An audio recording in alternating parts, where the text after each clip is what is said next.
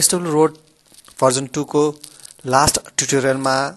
Starting with project गरेका थियौं र स्टार्टिङ विथ प्रोजेक्टमा हामीले के गरेका थियौं भन्दाखेरि यो SW रोड भर्जन 2 मा चाहिँ प्रोजेक्ट कसरी स्टार्ट गर्ने भनेर देखाएका थियौं र त्यसमा चाहिँ हामी नर्मली 3 वटा मेथडबाट चाहिँ हामी प्रोजेक्ट स्टार्ट गर्न सक्छौं जस्तै एक्सटर्नल लेयरबाट त्यसैगरी टेरेनबाट त्यसैगरी फाइलमा गएर यो इम्पोर्ट प्रोजेक्टबाट चाहिँ हामीले चाहिँ प्रोजेक्ट स्टार्ट गर्न सक्छौं र आजको यो ट्युटोरियलमा चाहिँ यो अलाइनमेन्ट कसरी फिक्स गर्ने प्लान प्रोफाइल कसरी फिक्स गर्ने र त्यसको अलाइनमेन्टको डाटाहरु चाहिँ कसरी युज गर्ने र कसरी डिजाइन गर्ने भनेर यो ट्युटोरियलमा देखाउँदै छु यो कन्टुर चाहिँ जस्ट टावर स्टेशन कन्सिडर गरेर मात्र जेनेरेट गरेको हुँदाखेरि यो रियल ग्राउन्ड चाहिँ यसले रिप्रेजेन्ट गर्दैन अब हामी SW रोड भर्जन 2 मा रोड डिजाइन गर्नको लागि चाहिँ हामी यो SW रोड भन्ने लेयरहरु युज गर्छौं यो डिफरेन्ट लेयरहरु युज गर्छौं अब फर्स्टमा हामीले के गर्नुपर्छ भन्दाखेरि हामीले अलाइनमेन्ट ड्रा गर्नुपर्ने हुन्छ यसमा अलाइनमेन्ट ड्रा भनेको यसमा यो अप्सनहरु यो टुल्स बारहरु युज गर्छौं यसमा draw alignment add IP insert IP move IP erase IP र यो ड्रप लिस्ट भनेको यहाँ हाम्रो अलाइनमेन्ट एक्टिभ अलाइनमेन्टहरु सिलेक्ट गर्नको लागि ड्रप लिस्ट लिएको हुन्छ अब फर्स्ट सुरु गरौँ हामी ड्रा अलाइनमेन्टबाट अब ID1 भयो त्यसैगरी नेम भनेको सपोज मेन रोड भयो स्टार्टिङ चाहिँ 0 भयो र रिमार्क्स ओके गर्दियौ अब हामीले चाहिँ के छ भन्दाखेरि initial IP that is IP0 select गर्दाखेरि के चाहिँ ध्यान दिनुपर्ने हुन्छ भन्दाखेरि यो IP0 चाहिँ हाम्रो यो ट्रायंगुलेसन पोइन्ट भित्र पर्नुपर्ने हुन्छ ताकि हामीले यो IP0 चाहिँ यो कन्ट्रोल भन्दा बाहिर हामी यसरी इन्सर्ट गर्न सक्दैनौ त्यही भएर अब हामीले इनिशियल IP0 भनेको यो कन्ट्रोल भित्रै पर्ने गरी यसरी राख्यौ यो यसरी हामी यो अलाइनमेन्टहरु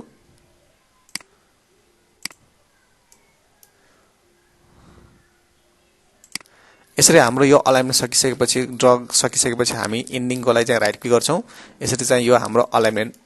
एउटा भयो त्यसैगरी हामी अर्को पनि अलाइनमेन्ट हामी मल्टिपल अलाइनमेन्ट युज गर्न सक्छौं यो मल्टिपल अलाइनमेन्ट भनेको SW रोड भर्जन 2 प्रोफेसनलमा चाहिँ मल्टिपल अलाइनमेन्ट दिएको छ भन्दाखेरि लर्निङ एडिसनमा जस्ट 3 वटा नम्बर अफ अलाइनमेन्ट लिमिट गरिएको छ त्यसैगरी अब हामी अर्को अलाइनमेन्ट ड्रा गरौँ draw alignment to suppose side road side कुनै एउटा आर्बिट्रेरी कुनै एउटा रोड यसरी हामी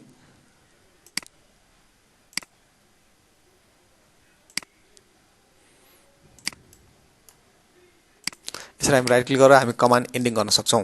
अब यो एड आईपी ले के गर्छ भन्दाखेरि यो हाम्रो एक्टिभ अलाइनमेन्टको स्टार्टिङ अथवा एन्डिङ पोइन्ट जुन नजिक छ त्यहाँबाट चाहिँ हामीले आईपी एड गरिदिन्छ जस्तै हाम्रो अघि स्टार्टिङ यहाँ थियो भन्दाखेरि अब हामीले चाहिँ यहाँ गर्यौं भनेपछि यो हाम्रो साइड रोड एक्टिभेट छ त्यही भएर यो साइड रोडमा हामीले एड आईपी गर्यौं त्यसैगरी यो इन्सर्ट आईपी भनेको के छ भन्दाखेरि यो एक्टिभेटेड अलाइनमेन्ट साइड रोडकै यो इन्सर्ट आईपी भनेको सपोज अहिले मैले यहाँ क्लिक गरे भने यसको नियरेस्ट आईपी बाट चाहिँ बिचमा चाहिँ हामी यसरी इन्सर्ट आईपी गरिदिन्छ त्यसैगरी यो मुभ भनेको के छ भन्दाखेरि सबै यो आईपी अथवा डाइरेक्सनहरु चेन्ज गर्नु पर्यो भनेको हामी यसरी चाहिँ हामी यो मुभ गर्न सक्छौं त्यसैगरी यो इरेजबाट चाहिँ हामीले अननेसेसरी आईपी चाहिँ हामी यसरी इरेज गर्न सक्छौं यसरी चाहिँ हामीले यो प्लानमा आईपीहरु र अलाइनमेन्टहरु क्रिएट गर्यौं यसरी हामीले चाहिँ प्लानमा ड्रा अलाइनमेन्ट गरिसकेपछि अब हामीले प्रोफाइलमा पनि डिजाइन प्रोफाइल राख्नुपर्ने हुन्छ त्यसको लागि पहिला हामीले के गर्नुपर्छ भन्दाखेरि यो अपडेट टेरेन गर्नुपर्छ अपडेट टेरेन गरिसकेपछि यहाँ यो अपडेट टेरेनले के गर्छ भन्दाखेरि प्रोफाइल र क्रस सेक्सन जेनेरेट गर्छ भन्दाखेरि यो डाटा एक्सट्र्याक्सन भनेको हाम्रो क्रस सेक्सन अथवा एल सेक्सनको इन्टरभल कति राख्ने 10 मिटर यो हामीले चेन्ज गर्न सक्छौं त्यसरी क्रस सेक्सनको लागि चाहिँ पार्शियल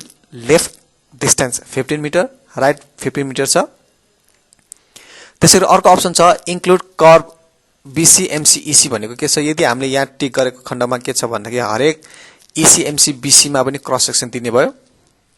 अहिले हामी अनटिकै गरौँ त्यसरी इन्क्लुड युजर चेन्जेस अब यो इन्क्लुड युजर चेन्जेस किन गर्छ भन्दाखेरि सपोज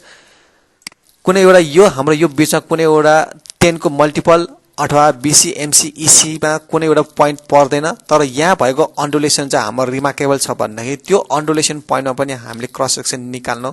पर्यो भन्दाखेरि त्यो अन्डुलेसनको चेन्जेस नोट गरेर हामी त्यो चेन्जेसमा पनि हामी क्रस सेक्सन निकाल्नु छ भन्दाखेरि हामी इन्क्लुड युजर चेन्जेस गर्छौं। अब यो इन्क्लुड युजर चेन्ज गर्नको लागि त्यो चेन्जेस भ्यालु कहाँ इनपुट दिन्छौं भन्दाखेरि हामी डाटामा जान्छौं, डिजाइन टेबलमा जान्छौं, डिजाइन टेबलमा गएर युजर चेन्जेसमा गएर चाहिँ हामी त्यो रिमार्केबल अन्डुलेसन कुन चेन्जेसमा छ हामी त्यो चेन्जेस हामी यहाँ इन्सर्ट गरिदिन्छौं र त्यसैगरी हामी अलाइनमेन्ट 1 को हो कि अलाइनमेन्ट 2 को पनि हामी डिफाइन गर्न सक्छौं। टेरेनमै छौं। यो भयो भन्दाखेरि अब हामीले चाहिँ सेलेक्ट अलाइनमेन्ट कुनको प्रोफाइल क्रस सेक्सन जेनेरेसन गर्छौं भन्दाखेरि हामी दुवै रोडको जेनेरेट गर्छौं। त्यसैगरी सेलेक्ट लेयर्स फर रिमार्क्स भनेको अब हामीले क्रस सेक्सन गर्दाखेरि सेन्टरबाट पार्शियल डिस्टेन्स कति कति जाँदाखेरि कुन फिचर्सहरु आयो त्यो फिचर्स पनि हामीले क्रस सेक्सनमा देखाउनु पर्यो भन्दाखेरि हामी कुन फिचर्स चाहिन्छ त्यो हामीले यहाँ क्लिक गरेर चाहिँ हामी गर्न सक्छौं र हामी अहिले प्रोसेस गरौँ। टेरेन अपडेटेड भएको छ, अपडेट भयो। टेरेन अपडेट भइसकेपछि बल्ल हामी यो प्रोफाइलमा जान सक्छौं। यो प्रोफाइलमा पनि के छ भन्दाखेरि साइड रोडको हाम्रो एक्जिस्टिङ ग्राउन्ड प्रोफाइलको क्रस सेक्सन आएको छ भन्दाखेरि अब हामीले चाहिँ यहाँ के गर्छौं साइड रोडको हामी के छ अब ड्र अलाइनमेन्ट गर्छौं। ड्र अलाइनमेन्ट अब त्यसैगरी हामी इन्सर्ट आईपी गर्छौं। इन्सर्ट अब यसमा मुभ गर्छौं। मुभ आई इन्सर्ट यो भयो। त्यसैगरी मेन रोडमा पनि ड्र अलाइनमेन्ट गर्छौं। अब ड्र अलाइनमेन्ट गरिसकेपछि अब हामीले इन्सर्ट गर्नु पर्यो भने यहाँ डाइरेक्ट यहाँ माउसमा क्लिक सेलेक्ट गर्न पनि सक्छौं। त्यसैगरी किबोर्डबाट आई इन्सर्ट आई पनि गर्न सक्छौं। आई यसरी भएन। I insert I move. अब मुभ गरिसकेपछि अब चाहिँ हामी के छ किबोर्डबाट पनि इन्सर्ट गर्न सक्छौं। यसरी चाहिँ हामीले प्लान र प्रोफाइलमा चाहिँ हामीले अलाइनमेन्ट फिक्स गरिसकेपछि हरेक अलाइनमेन्टको डिजाइन प्यारामिटर्स हामीले चेन्ज गर्न सक्छौं र त्यो चेन्ज गर्नको लागि चाहिँ हामी कहाँ जान्छौं भन्दाखेरि डाटामा जान्छौं। डाटामा गइसकेपछि डिजाइन प्यारामिटरमा जान्छौं। और डिजाइन प्यारामिटर्समा चाहिँ यहाँ छ अलाइनमेन्ट 1 भनेको अहिले हाम्रो अलाइनमेन्ट 1 भनेको मेन रोड छ। मेन रोडको हामी 7 मिटर राखेका छौं। त्यसैगरी अलाइनमेन्ट 2 को चाहिँ अहिले सपोज यो इन्टरमिडिएट लेन 5.5 मिटर छ भन्दाखेरि अब बाँकी सबै यो डिजाइन प्यारामिटर्स हामीले एसडब्ल्यू रोड 2010 भर्जनमा पनि जसरी हामी चेन्ज गर्न सक्छौं त्यसरी नै हामी चेन्ज गर्न सक्छौं। चेन्ज गरेका थियौं। अब बाँकी डिजाइन यो प्यारामिटर्स भनेको 2010 भर्जनमा जसरी हामीले चेन्ज गरेका थियौं त्यसरी नै हामी यो डाटा प्यारामिटर्सहरु पनि चेन्ज गर्न सक्छौं। अहिले हामी सेभ गरौँ र सेभ गरिसकेपछि कम्प्युट अल गरौँ। अब यसमा चाहिँ के छ भन्दाखेरि यहाँ कम्प्युट अल र यहाँ कम्प्युट भनेर अप्सन छ र यसको डिफरेन्स के छ म अर्को ट्युटोरियलमा चाहिँ डिस्कस गर्ने छु। अब हामीले चाहिँ के छ होरिजोन्टल अलाइनमेन्ट अथवा हरेक आईपी को डिटेल्सहरु हेर्नुपर्ने हुन्छ। अब यो एसडब्ल्यू रोड भर्जन 2 मा के गरेको छ भन्नेकी यो प्लानमा जसरी हामीले यो आईपीहरु इन्सर्ट गर्यौं त्यो आईपीहरुमा चाहिँ हरेक आईपीमा चाहिँ अटो रेडियस जेनेरेट गरिदिन्छ र त्यो अटो रेडियस जेनेरेट कहाँबाट हेर्छौं भन्नेकी हामी यो डाटामा जान्छौं। डाटामा गइसकेपछि यो अलाइनमेन्टमा गइसकेपछि डाटा एडिटरमा जान्छौं। अब यो डाटा एडिटरमा के छ भन्दाखेरि अब हाम्रो यो अलाइनमेन्ट सपोज 1 भयो। यो अलाइनमेन्ट 1 भनेको हाम्रो मेन रोड छ भन्दाखेरि मेन रोडमा 7 वटा आईपीहरु छ। यो 7 वटा आईपीहरु छ भन्दाखेरि अब यो रेडियस भनेको अटो रेडियस उले जेनेरेट गरिदिएको छ। त्यसैगरी यो अटो रेडियस अब यदि हामीले यो अटो रेडियस छ भने यो हामीले चेन्ज पनि गर्न सक्छौं एज पर युजर। सपोज यो 10 मिटर छ भन्दाखेरि अब हामी यो चेन्ज पनि गर्न सक्छौं अथवा 422 यो सबै हामी रेडियस चाहिँ युजरले चेन्ज गर्न सक्छौं। त्यसैगरी यसमा चाहिँ के छ भन्दाखेरि यो रेडियसको रेस्पेक्टमा नेपाल रोड स्ट्यान्डर्ड फलो गरेर ट्रान्जिसन कर्व पनि उले अटोमेटिक जेनेरेट गरिदिन्छ। सबै यो सबै सेलेक्ट गरौँ।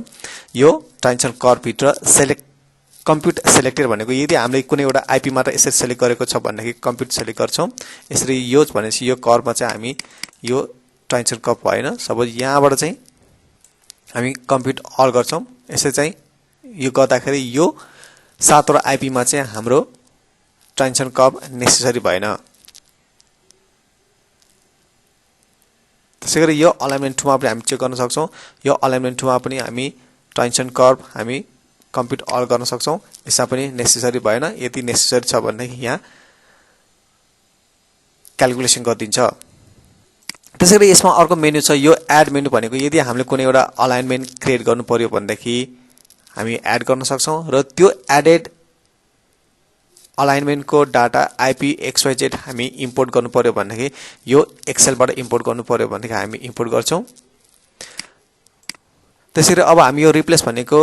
यदि यो एक्जिस्टिङ अलाइनमेन्टमा अर्को नयाँले रिप्लेस गर्नु पर्यो भने हामी यो रिप्लेस गर्छौं त्यसैगरी यो अलाइनमेन्ट 2 को डाटा एक्सपोर्ट गर्नु पर्यो भने हामी एक्सपोर्ट मा जान्छौं त्यसैगरी हामी के छ रिनेम आईपी यो आईपी सपोज 1 2 3 4 5 6 को सट्टामा सपोज 11 12 13 गर्नु पर्यो भने हामी यहाँ चेन्ज पनि गर्न सक्छौं यो सेभ गरौँ सेभ भयो सेभ भइसकेपछि यो डाटामा पनि अलाइनमेन्ट मा पनि के छ अब प्रपर्टिज मा हेर्नुस् अलाइनमेन्ट को प्रपर्टिज अब यो अलाइनमेन्ट को प्रपर्टिज चाहिँ हामी के गर्न सक्छौं भन्दा नम्बर अफ अलाइनमेन्टहरु क्रिएट डिलिट सबै गर्न सक्छौं सपोज एड गरौँ